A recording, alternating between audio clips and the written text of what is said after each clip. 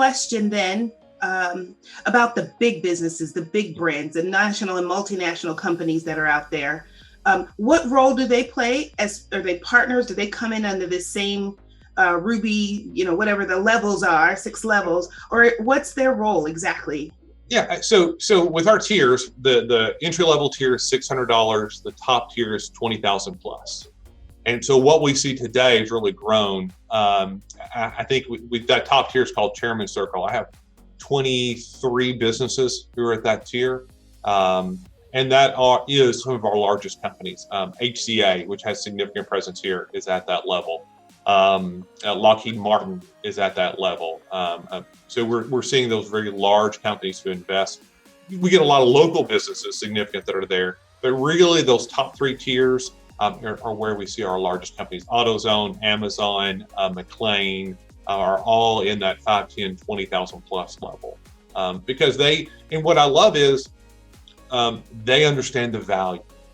They're investing not because they have to, but they're investing at those levels where they don't do that in other communities because they see the real value they're getting for that investment.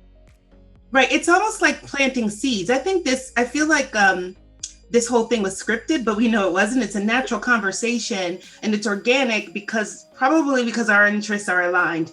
As a business focused magazine, and mostly we're nationally based, and our magazine goes across the country. But one of the things we focus on are those big brands, especially the Lockheed Martins, those big companies that are interested in inclusion, diversity, inclusion, have supplier diversity programs. And of course, their interest in attracting the best and brightest talent is critical. Yep. And so where people work and where they live so that they're happy, so they're able to authentically contribute in the workforce, and also finding amazing suppliers that are doing innovative things.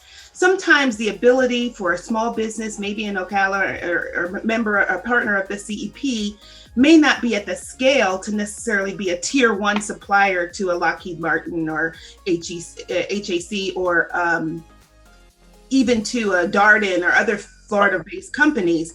But this ecosystem that lives and happens in between is very important. And from my perspective as a recovering policy wonk and, just out here on a mission, it's really important to figure out how to build that middle part and make sure it's strong. It sounds like you've done it.